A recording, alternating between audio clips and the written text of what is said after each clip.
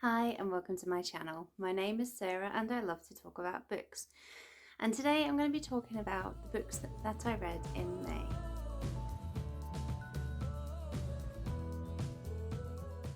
I read 10 books in May, which is literally the best reading month I've had in well over a year, so I am made up about that. Before I get into the books, if there's any strange noises, my oldest boy is playing computer games with his friends in his room and he's being really loud. So I'm sorry if you can hear any of that, but I can't really complain because I'm drinking his mead. Yes, I did say mead. He got it as a birthday present. He just turned 20. He got it from one of his friends for a birthday present, and this friend has been described to me as a Viking cowboy who got him like a horn mug and a bottle of mead. So I've been poured a glass and it's Friday, so why not?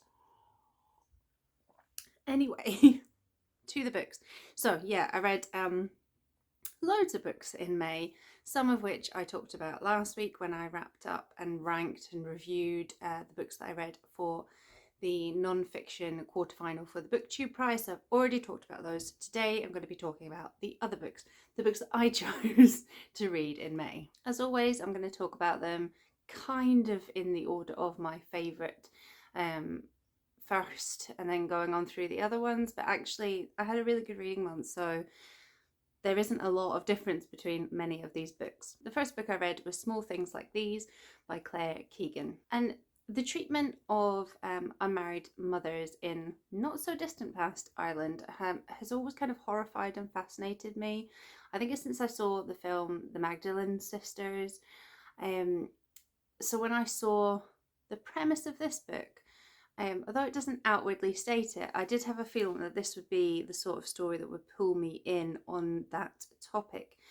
This is about a coal merchant who's called Bill, and he's just going around doing his regular deliveries in his local area during a winter in the 1980s, when he notices some things at the home that's attached to the local convent that don't sit right to him.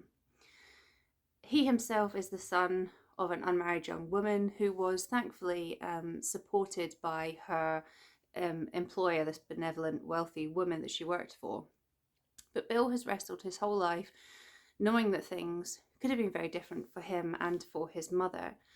And I think this kind of history is the background to a decision he makes to take action which will have repercussion in a town that's very much under the thumb of the Catholic Church. I love this. I thought it was atmospheric and poignant without being sentimental, and it makes a deep impact. And for that, I do think its strength is in its shortness. It's a novella, it's just over 100 pages, but damn it, I really wish this was a longer book because I wanted so much more of this. I really liked Keegan's writing. I really liked the sense of place in this book and the story, and I just wanted more from it. I do hope that at some point in her writing career she will expand on this theme, if she hasn't done so already. I haven't read any other Claire Keegan books before. I very much want to after reading this one, and yeah, I hope she does explore that topic a bit more and in a fuller length novel.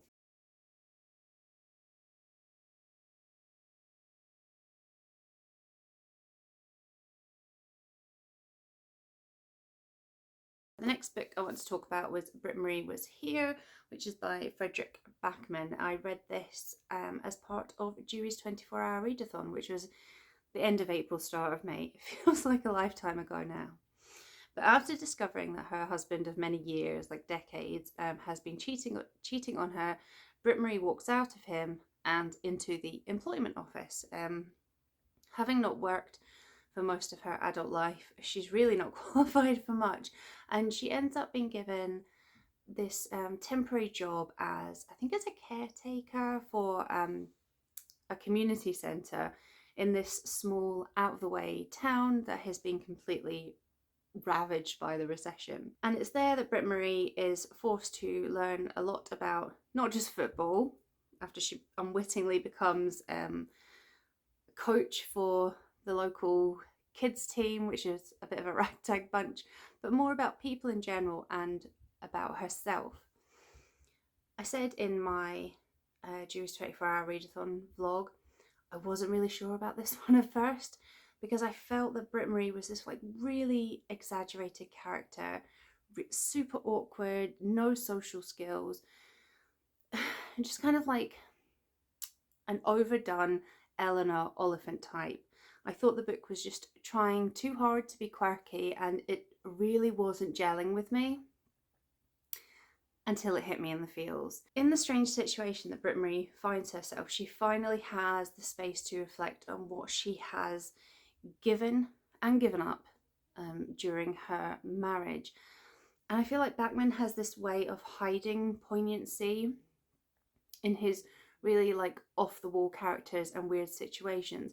And it caught me off guard to the point of tears. And I found this book actually is such a life-affirming story. It's got unique characters and this warm wit that I actually really grew to love. So I'm glad that I stuck with this book, because yeah, I actually really ended up adoring it. Also during Jewies, I read Little Infamies by Panos Karnezis, who is a Greek writer that writes in English. So this is a collection of short stories, and they're all set in this rural, poverty-struck Greek village in the kind of middle of the 20th century. And so there's characters and things that overlap between the stories.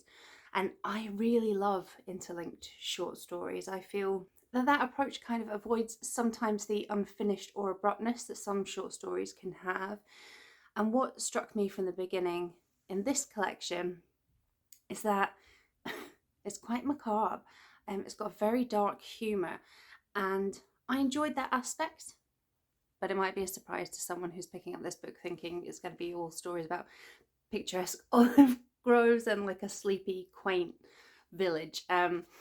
Because in this story, things range from slights to murder, and kind of the theme of many of these stories is the more bitter, cruel and vengeful aspects of the villagers' relationships. I just felt the stories in this collection have a really distinctive quality. It feels really cohesive, and obviously the interlinking plays a part in that, but also the author's voice and the atmosphere across all the stories is really pleasingly consistent. Some of the stories lost me a bit. I wasn't sure if they were pulling on aspects of Greek mythology that I'm not really all that familiar with. I don't really do mythology. Or maybe there was like a deeper meaning in some of them that I wasn't grasping. But on the whole, they were still enjoyable to read. I think the writing in this collection is really rich, really descriptive, and the more I read, the more I liked it. And this was an author I was looking at for the Eurovision-a-thon, and that's why I ended up picking this book, but I definitely want to go back and read some of his other books too. I also read Where the Crawdads Sing by Delia Owens, and I was late to this one because hype gives me the ick, but it came up on my library audiobook app and I just thought I'd give it a shot. So this is about Kaya, who lives alone in the like swamp marshes outside of a small town in America, having been abandoned by her family. She's ostracized by the other people in the town. She's viewed as poor and strange, and they call her the Marsh Girl. She's assumed to be illiterate, and there are wild stories told about her. So when a local young man is found dead in strange circumstances, she is quickly tagged as the suspect. But there's more to Kaya, as the boys who loved her and the friends who have helped her have come to learn over the years. She's in tune with the nature around her. She's simply living out her life of solitude. So could she really be guilty of murdering Chase Andrews? This story is set in the 1960s, but because Kaya lives a life that's really removed from the everyday, there's almost like a timeless quality to this book. The nature writing is lush, it's lyrical, and it plays a vital role in the story rather than simply being used for beauty, you know, just kind of stuck in there to sound nice. There's themes of belonging, of prejudice, and what it means to respect yourself, which I found quite touching in this book, and I was surprised at how much I liked this. But I think that was down to the really stunning sense of place in this book, and also the structure. So there's two timelines, and whilst one follows Kaya as she grows into being a young woman and the kind of background of her family leaving her, the other shows the investigation around this man Chase. And so there's like a current that keeps pulling you through, and I thought this book was vivid and evocative, and I really enjoyed it. I then read The Wonder by Emma Donoghue, which I listened to this as an audiobook before realising that I have it on my Kindle. See my video from a couple of weeks ago where I talk about my issue of Kindle books being out of sight, out of mind, and then I forget I have them and don't prioritise them, don't read them, or in cases like this, end up either buying another copy or taking a different format out from the library. But regardless, so Emma Donoghue is an author I've been meaning to return to ever since I read Room, which was probably about 10 years ago, which interestingly I also read as an audiobook. But this book stood out to me with its premise, because it's set in the late 1800s, and an English nurse called Lib is employed by this committee in a small Irish village to act as an observer on this young girl who's been hailed as a miracle. The girl, called Anna, says she doesn't need to eat anything, and is claiming that she has instead been subsisting on nothing but manna from heaven ever since she turned 11 months ago. And so Lib's job is to observe this girl and find out, is this really a miracle or is this a hoax? This book is kind of a slow burner rather than a mystery, but that doesn't mean that I wasn't fully invested in finding out the truth of what was going on with this little girl, and also like her family and the community, which are heavily involved in the situation. And much like Lib is, I was very skeptical and keen for the truth to be uncovered. And I felt Lib's frustrations every time she hit a brick wall of like, oh sorry, my knuckles, oh no, sorry, attractive. Yeah, like Lib, I got quite frustrated every time she hit a brick wall of like religious fervour, or the sexism that was really prominent, particularly when she was trying to share her professional opinion on the situation. This book kind of has a flavour of almost like a locked room mystery, or what's the other term? It's not a locked room, it's I don't know, everything's very confined, and it's really atmospheric. It's kind of gothic, but it has kind of a modern twist or modern sensibility. It's full of suspicion and critique on the hold that faith can have on people. Much like Room, this has quite a surprising ending, and an ending that ties things up quite completely. I'm not always a huge fan of a tidy ending, but I think for this book it was perhaps what was needed after quite a devastating reveal. And yeah, I really enjoy the reading experience, and hopefully this won't be my last Emma Donoghue book, although I do hope it will be less than a decade before I pick up the next one. More me. I'm turning into Ange. No shade, no shade. So the next book, is this the last one? I've lost count, I think this might be the last book, was The Trauma Cleaner, One Woman's Extraordinary Life in the Business of Death, Decay and Disaster. I might have got those the wrong way around, but it's The Trauma Cleaner by Sarah Krasnostein. And this book has been on my radar for so long. Initially, all I knew was that it was about a woman that cleaned crime scenes or homes that had become hazardous to health. But then I found out that the woman in question, who's called Sandra, is also a transgender woman and has quite the tale of her own. So I was even more interested in reading this. And this is more of a memoir of Sandra than it is necessarily a look at the job of trauma cleaning. So on that front, I was actually a little bit disappointed, because I would have liked to know more about the sorts of incidences or how they go about cleaning them, but there were stories included of the people whose homes were being cleaned, and I thought that was a nice touch and went a long way to showing that there's often a deeply traumatic route to why some people end up living in squalor and in situations that most of us would be too disgusted to even step into. And I thought that was done in a really sensitive, respectful way as well. But this book is called The Trauma Cleaner and not Trauma Cleaning. So it is Sandra that is the focus of the book. And what a life Sandra has led, from a brutal upbringing, attempting to live like an acceptable life as a husband and a father before embarking on the rocky journey to self-actualization via years of substance abuse, sex work, and just dangerous situations. But Sandra herself is an unreliable narrator of her own life, and whether that's due to genuine forgetting or kind of a need to conceal the truth, but Krasnostein has worked hard to put the fragments that she could gather into a linear story. But Sandra's quite a horrible person. The decisions she made along the way to becoming her true self were often really selfish, and they harmed other people, and she's quite dismissive of them.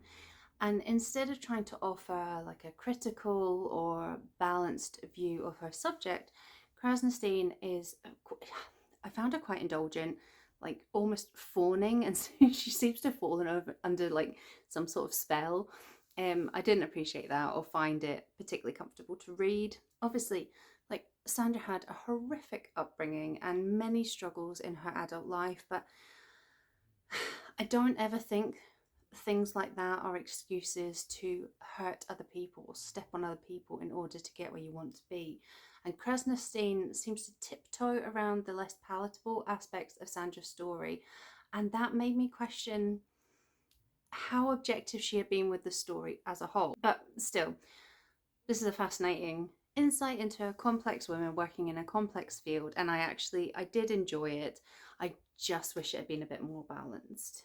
So those were all the books that I read in May that weren't for the Booktube Prize. And I don't know if I kind of noted it as I was going along, but out of the 6 of those, 4 of them were audiobooks. And I have to say that audiobooks have changed my reading life. I'm not a stranger to audiobooks, but I had kind of fallen out of the habit of listening to them until I've recently kind of built it into my bedtime routine, where I will have half an hour to 45 minutes of listening to an audiobook as I lie in bed before I fall asleep. Holy crap, it's amazing how many books you can get through just listening to that amount a day, every day. Part of me sometimes feels like it's cheating, and I know that's totally ridiculous. I think because I don't have any kind of access needs, which would require audiobooks to be so prominent in my reading, I'm struggling to feel like, I don't even know what it is. I've never had the view that audiobooks are not reading or are cheating in some way, but for some reason when it comes to myself, I feel like it is, which is stupid. We are removing that. Go away. Yeah, so I'm just loving the fact that I can add so many more books, because it's part of my falling asleep, which isn't time that I would use to read like an ebook or a physical book. So it's reading time that I didn't have before, and I am always looking how to claw more reading time back, because my life is so jam-packed. So yes, this is great. I'm absolutely loving it. I'm very lucky that I'm a member of 3 different libraries, and all of them have either BorrowBox or Overdrive, which includes audiobooks. I've got big reading lists to get through. I've also got a couple earmarked where I own a copy of the ebook or physical book, but I've also found the audiobook.